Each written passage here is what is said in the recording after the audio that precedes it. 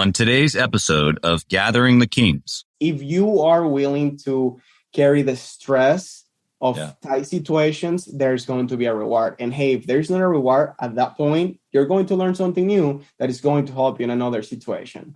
You are listening to Gathering the Kings with Chaz Wolfe, featuring fellow 7, 8, and even 9-figure business owners who have real battle scars from business and life, but have prevailed as the king that they are designed to be.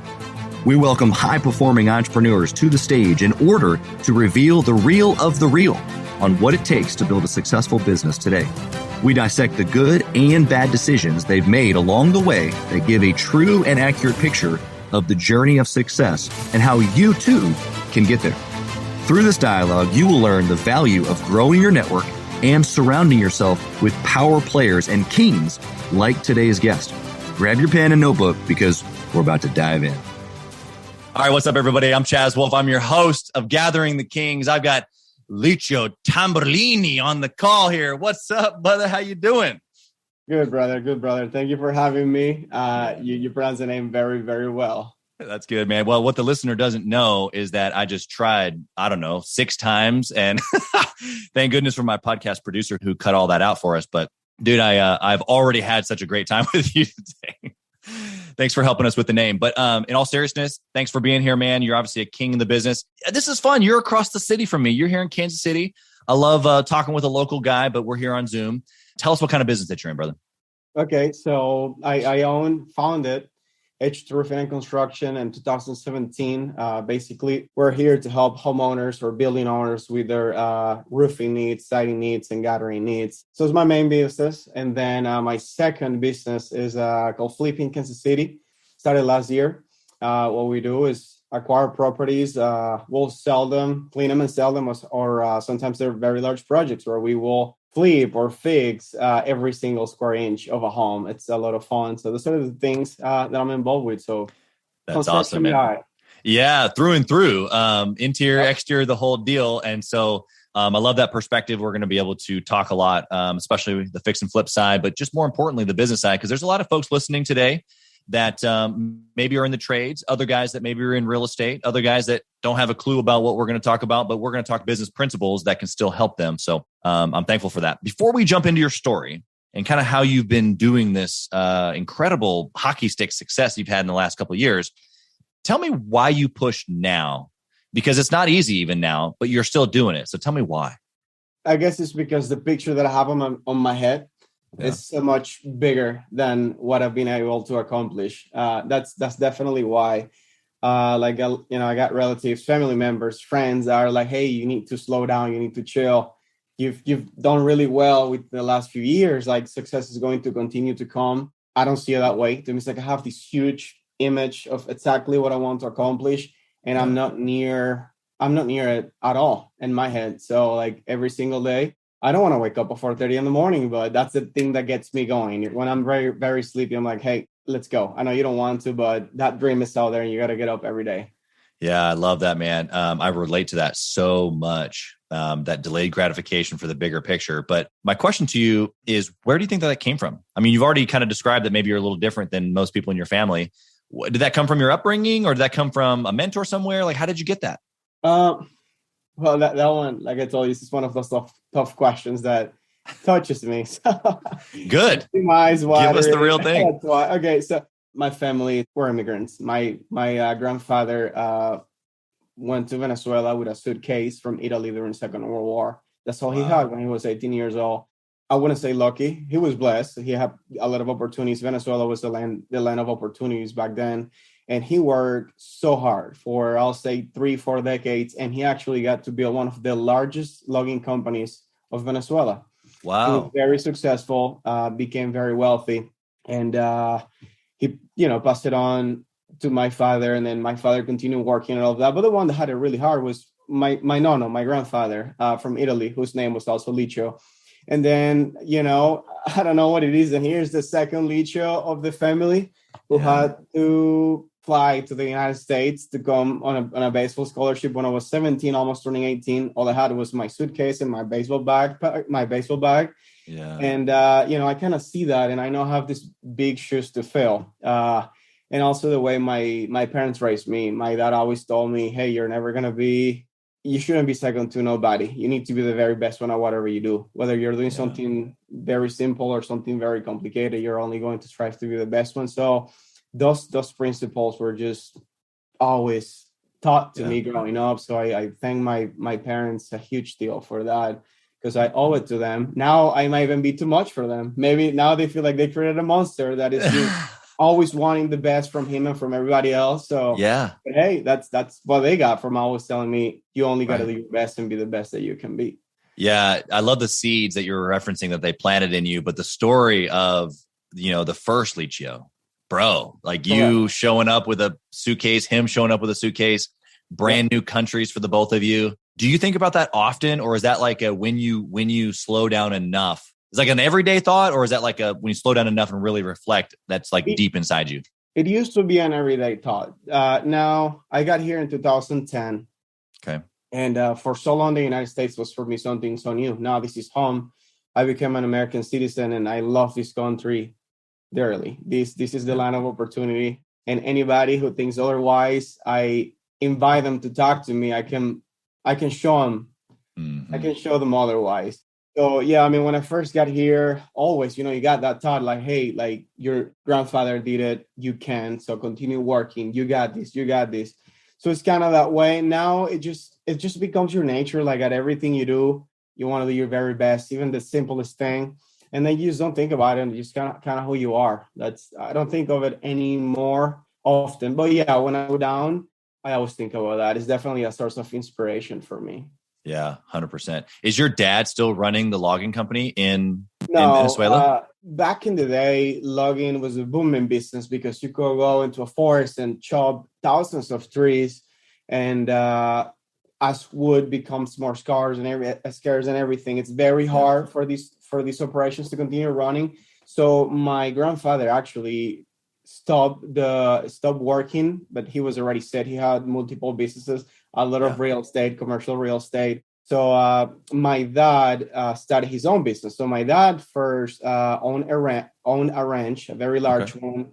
And then he also founded a gas station in Venezuela, also a car wash. It's kind of been, entrepreneurship is in the family.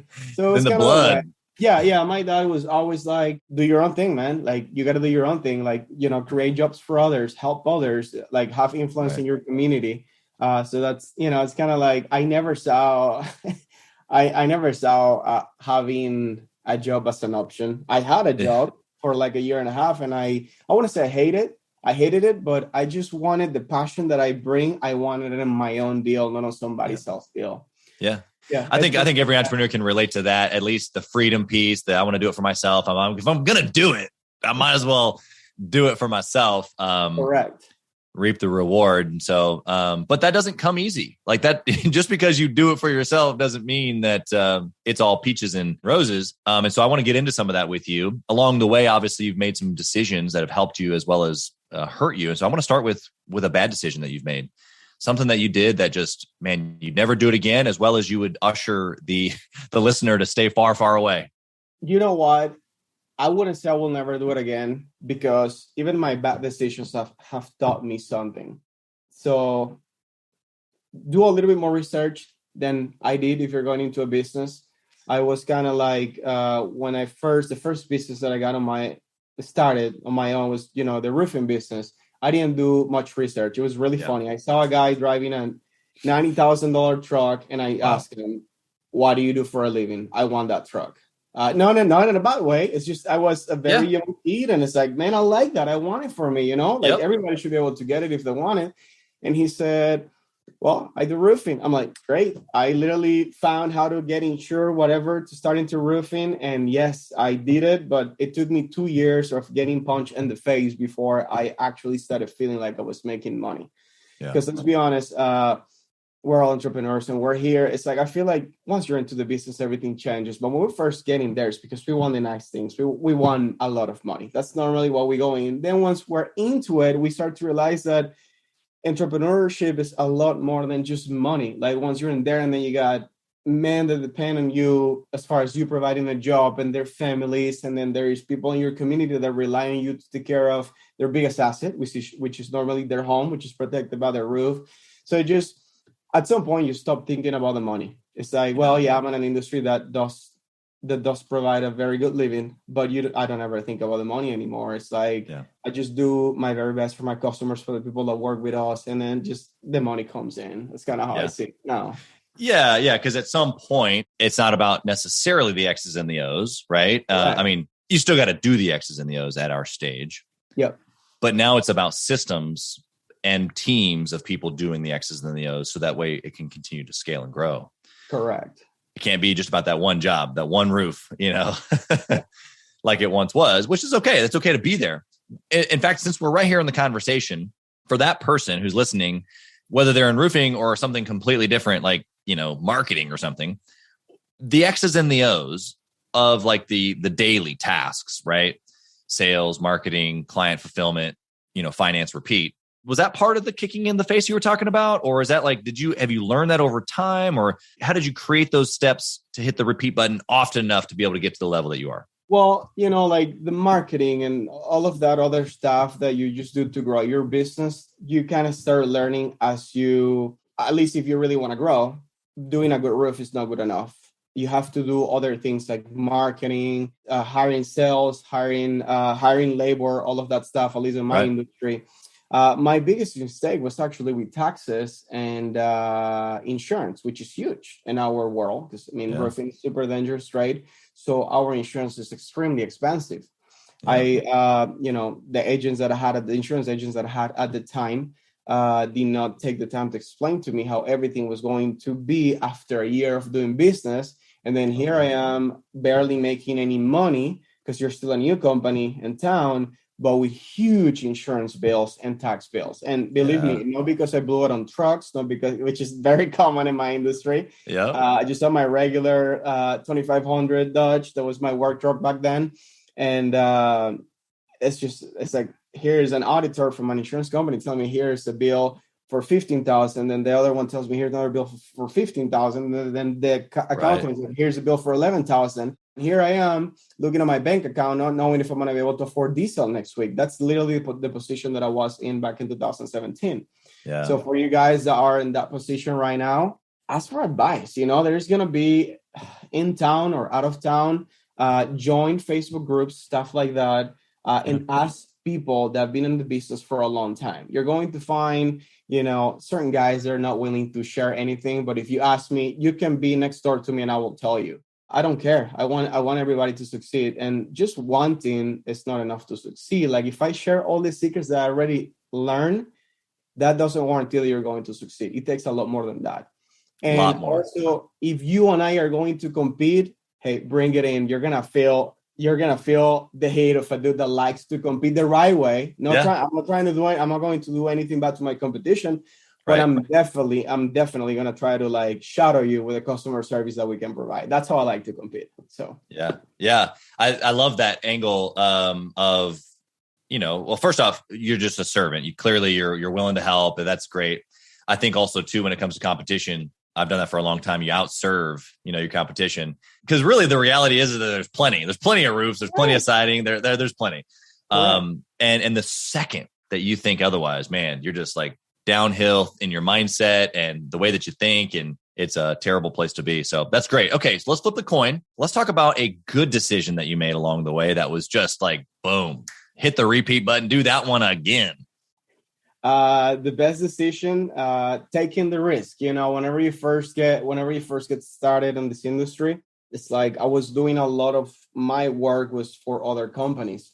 That kind of felt good because it's like, yeah, you're your own company, but you're still just doing the work for other people. That's it. They are the name being sold. They're the name putting the roof up, even though it's me, the one doing the work. So it was very scary because I was like, well, if I just go and start selling my own jobs, now I'm a direct competitor of these guys, and they're not going to feed me any more jobs. So that was scary. But hey, I took the risk and I got the reward. Whenever I do home flips, I took a huge risk. And it was a very nice reward. You're familiar with that kind of reward, when you close that contract. or like just a house that we fit, the one that I was telling you about that we closed on last week. This was a deal that I feel like 90 out of 100 people will walk away because the deal seemed too complicated. It was super stressful, the people that we were dealing with and everything. And hey, guess what? We bought a house that right now I can go and flip and sell for almost $400,000 for only $280,000. So it's like, it's if you are willing to carry the stress of tight situations, there's going to be a reward. And hey, if there's not a reward at that point, you're going to learn something new that is going to help you in another situation. Yeah. So that's like, that's the thing. Take the risk always. Not only take the risk, I'm hearing you say take the risk, which I think every entrepreneur knows, but they need the reminder. So that incredible reminder, even at our level, I think that tomorrow I'm going to be reminded of just jump, just do it, just go, you know. But the flip, or not, maybe not even the flip side, but what goes along with that is when you jump, you might fall, and that's okay. Like when you fall or in the process of falling, you're learning. Correct. And even if you do fall all the way down and break a couple legs, man, you learned a ton. Correct. I can't look back and think of many interviews that I've done with super successful entrepreneurs that think, yeah, it was a mistake.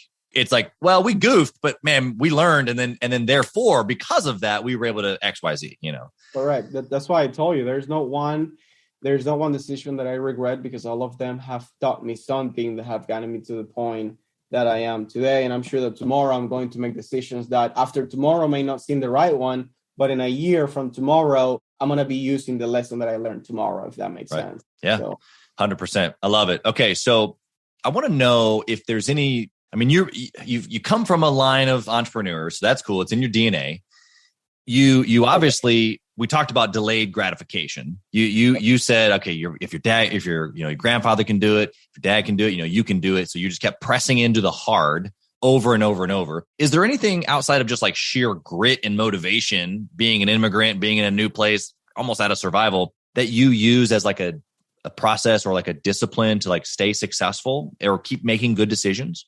I will say I'm very disciplined, or I'm pretty disciplined in everything that I do. And I would say I'm blessed with that part, because I know there's people that struggle with it, like just simple things like working out every morning or doing the things that I don't want to do, to me becomes somewhat natural. And whenever I have that 1 week or 2 week time where I'm still performing at a level that other people want to, but to me feels low, I catch myself really fast. I don't know, I guess the one tool that helps me is writing my goals down every day in the morning.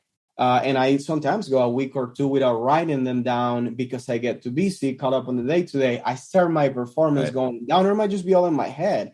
But if you write those goals every day, that's a constant reminder that you need to push in that other than motivation, because I think motivation only lasts a little bit. It goes away after the excitement runs off. So like if you're writing those goals, it's a daily reminder that whenever you don't feel like doing this and you remember those goals that you wrote in the morning, you're like, no, I got to get it done, because in order for me to get this goal, I have to do A first. So, did you learn that somewhere, or was that something that your grandfather passed down to you? How did you know to write your stuff down? My dad, it's so weird. It's like so many things that teach you in life.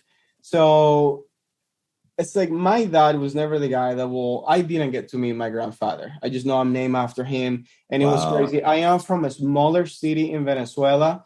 Okay. And it's crazy that whenever people talk about my grandfather, they talk about like this guy that was always wanting to help others, even if he didn't know them. And some people took advantage of him because he wanted to help people. So it's just so nice. So like I carry that with pride. I want to be that guy too, and just in the modern world, right? But yeah, that's just what it is. And then my dad was always like envision things. That's what he did. And I tried to do that when I play baseball. I was a really good baseball player, but I didn't get the dream. The dream was to become a Major League Baseball player. Right. I didn't get it. And I always imagine, I'm like, screw that. It doesn't work. I should have been a major leaguer if that worked. Right. So, but now it's just some things, maybe baseball was there just to teach me. Maybe I just wasn't supposed to be that. Maybe that really wasn't my calling, even though I was, because now I envision things and I write things. And I'm telling you, man, today I'm doing things that back in 2017 I would think of or imagine, or you know, Right. it's like, it does work. Write it down and think of it. When you go to sleep, think of it when you're running. For some reason, when you're running, your imagination works a lot faster. So sometimes you'll see me running down 135th near where I live in Overland Park. If my eyes are closed, it's not because I'm crazy or sleeping. It's because I'm actually imagining things that I want to happen, you know? Yeah. So yeah, that's kind of what I do. And it was taught. I don't know if you probably know who Andy Frisella and Ed Milet are. Yeah. Yeah, I'm part of, I don't know if you're familiar with Artist Syndicate. I'm part of Artist Syndicate. So they're very big on that thing. Imagine, write it, stuff like that. But I was doing it before that, and now I just do it more because they just constantly encourage you to do it. So Yeah, 100%. Yeah, the visualization is huge, but there's several pieces to that you mentioned here that I want to kind of maybe pull out for the listener. First off, you have to spend time, right? Like you have to, whether it's you're running or whether you're writing them down in the morning, you have to designate time for like your mind to be able to go there. Because if you're caught in the day to day, as you mentioned, sometimes it happens. It happens to all of us. Oh yeah. Caught in the day to day, caught in the meetings, caught in the whatever, even family stuff. If you don't give yourself that like few moments or a couple of hours a month or something to be able to visualize and write those things down that you think that you want, and then go after them and hit the reset button and run hard again. I remember it was probably the same year, 2017 ish. I wrote down some things that got lost. It was on a piece of paper. I thought it had gotten lost. And it was like, I don't know, 3 years later that I found the piece of paper in the bottom of a box because we moved several times. Okay. And all of the things on the list, man, like it was like a prophecy or something, you know, like I read it. I'm going, that happened. This is crazy, you know, and it had been happening. Yeah. Powerful. Yep. And it's like, you know, I think some people hear that and they're like, no shot. You would have made it no matter what. You would have, with discipline, you still accomplished. It's like, I don't know. That paper that you write every morning or every night before you go to bed has got something magical. Hey, man, you know, it's 10 minutes a day. Do it. Right. Your dreams might depend on that piece of paper. So I 100% encourage people to go ahead and write their goals. That's funny. It's almost like the super logical reverse engineered on that. It's like, look, hey, if you want to test it, it's only 10 minutes. It's only a pen and a paper and your thoughts. Just do it for a while. And if it doesn't work, don't do it again. But I'll tell you, if you did it for a year, to your point, and look back, it's crazy, the power of the focus. Okay, so I'm going to switch over to our speed round here. Wow. I want some quick one-word answers, but I'm notorious for asking follow-up questions. So don't, I might come at you for some more information. So the first question is this: inside of the business, actually inside of both of your businesses, what is the one metric that if you could only pick the one to track, what would it be? Families help. Families helped. Okay, this is good. I love it.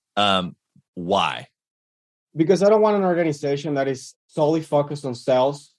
Because I can bring 10 sales guys that I don't care about their background or what their goals are or anything like that, and we'll get a bunch of sales. I can also bring a bunch of people and tell them how to go hunt properties, and we'll do a bunch of wholesales or flips or whatever. But I feel like I'm not doing anything special, and I'm not here just to come and make money. Actually, whenever people hire H2 Roofing and Construction, you can ask my customers, because I'm not who I am because of what I say. It's because of what my customers say. Yeah, love that. Even though we're busy and we deal with dozens of clients every week, we try to make everyone feel special. And from the foremen of the crews that are out there to the guys that go do quality supervision, the people in the office and me, we try to feel people like we care about them. So I know that the more families that I help as far as H2 Roofing and Construction goes, the more my business is going to grow, and the wealthier that is going to make me and my team, of course. Yeah. And same thing with the flipping. Like, the more families that I place in a nice home, the better it's going to be for us. And, you know, most people, when they go into flipping, they're like, I don't care, just get it done. It's good. I remember how scary it was for me to buy my first home. I don't ever want any of the people that purchase homes that we renovate to have that fear of like, okay, what's going to go wrong? And then suddenly things actually start to go wrong because the person that fixed the home just did, you know, a disaster behind those walls. Yeah. So that's why I measure it that way. The more families that we help or service. Yeah. And I think too, it's a pretty quick response too. If you knew you helped 100 or 1,000 or 10,000 families, you can do the math pretty quick on the sales. Correct. Yeah. That's awesome, man.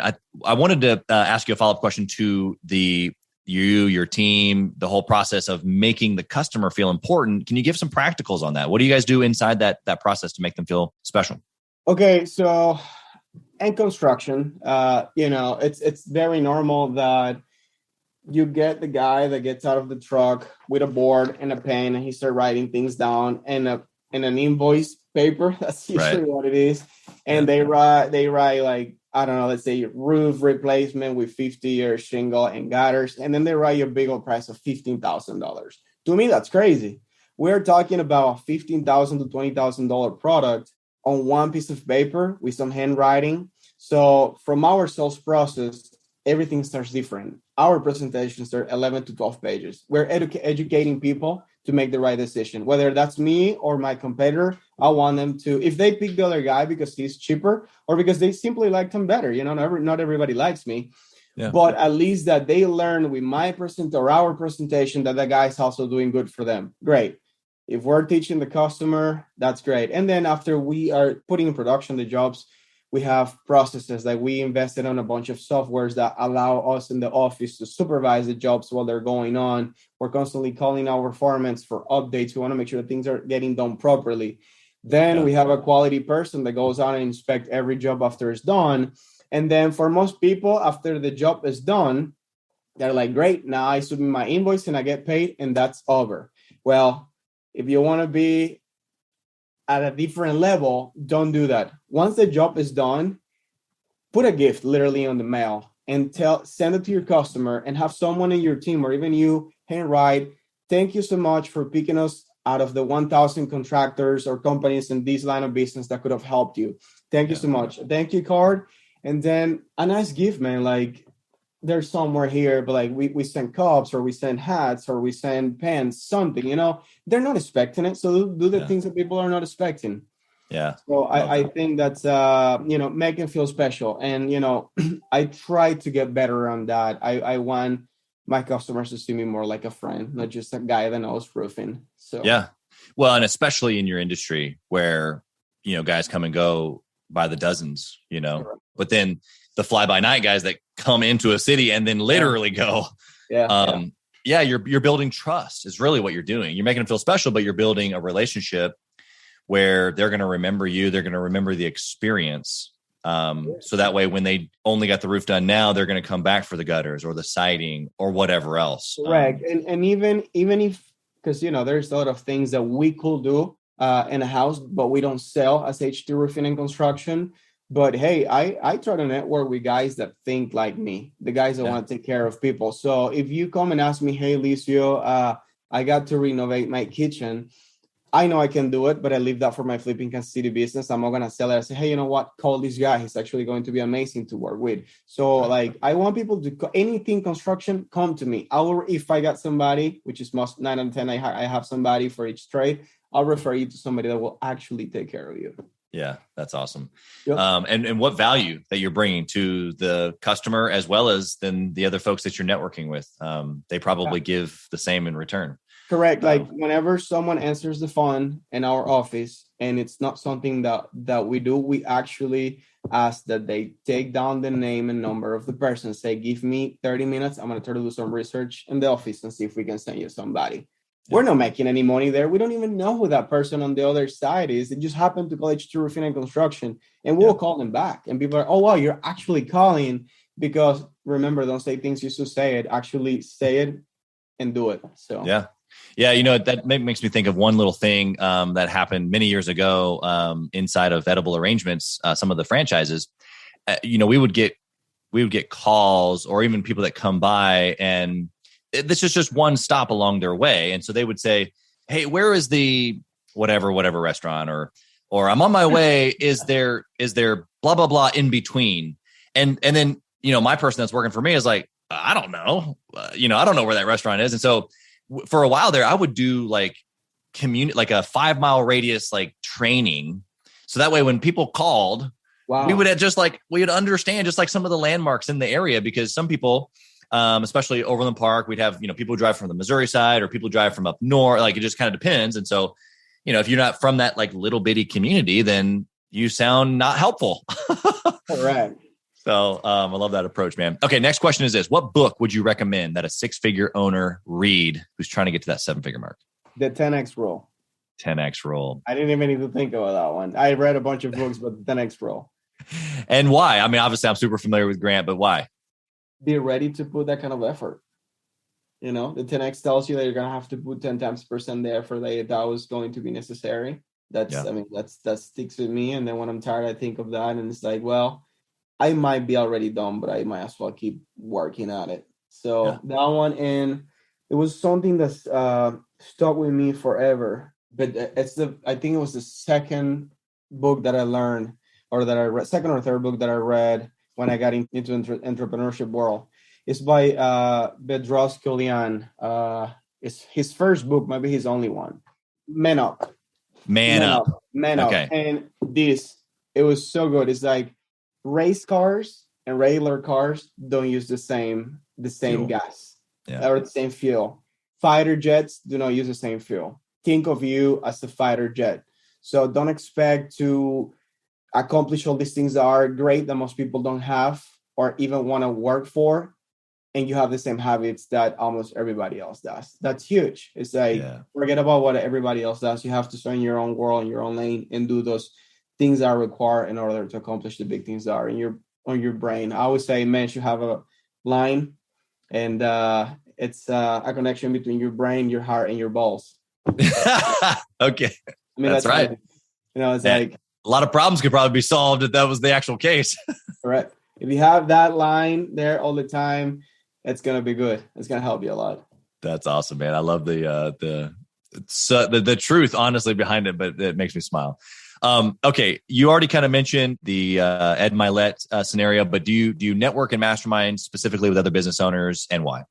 The only one that I'm with that I do now is Artist Syndicate. It's a bunch of, high performing business guys.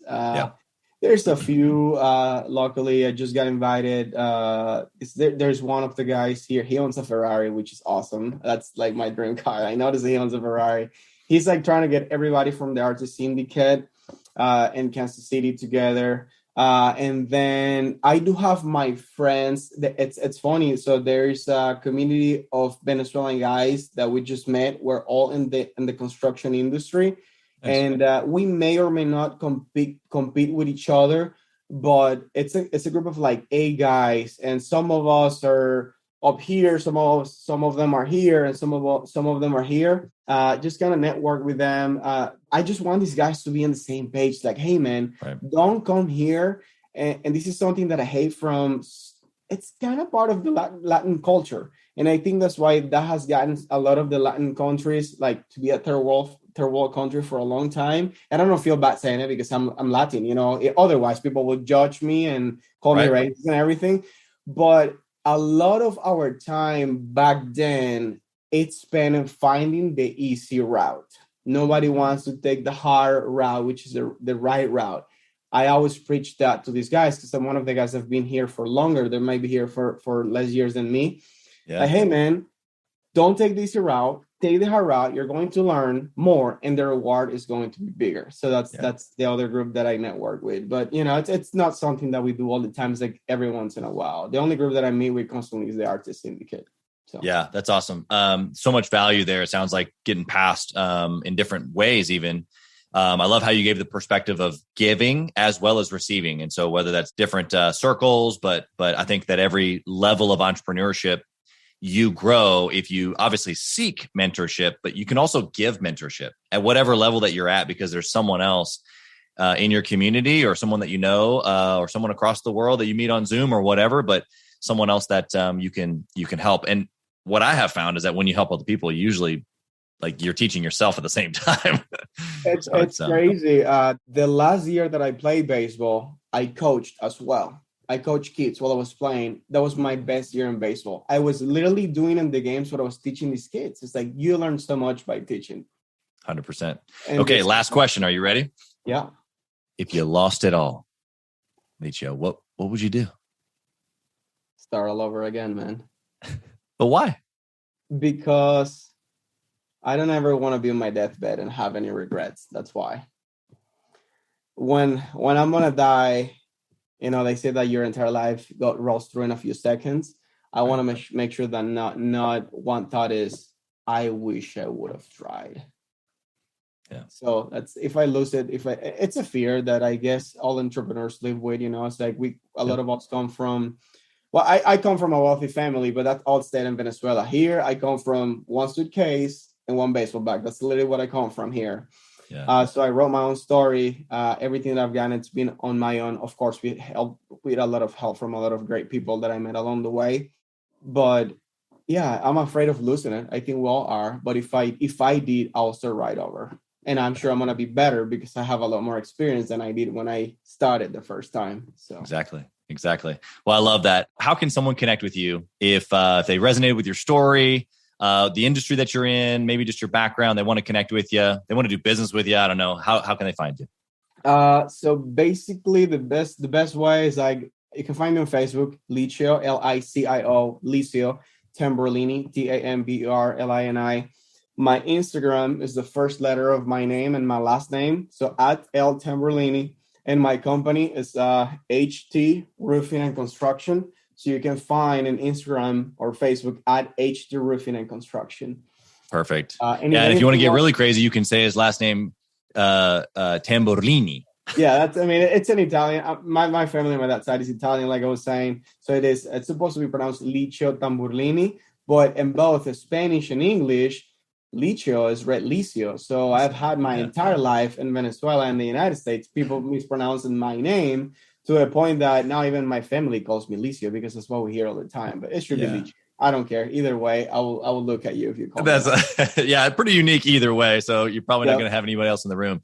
Dude, it's been such a pleasure having you here. I love the fact that you're in the city that I am, providing value and grinding and 10Xing and providing homes for people and taking care of people who already have homes. I just absolutely love it that you're helping the same community, that you're reaching into the marketplace. So we wish you absolutely nothing but success.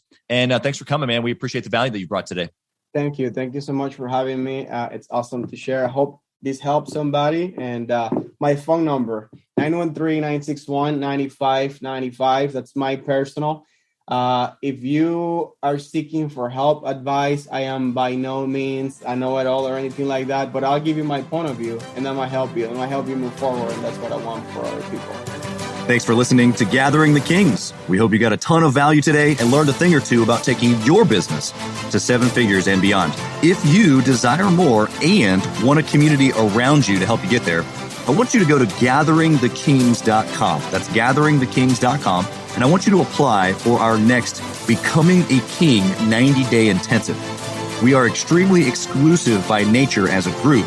What that means is that we're really wanting only the entrepreneurs who take their business and targets super serious to apply. So if that's you think you got what it takes to level up your business, I want you to go to gatheringthekings.com and apply. And we will see you on the other side.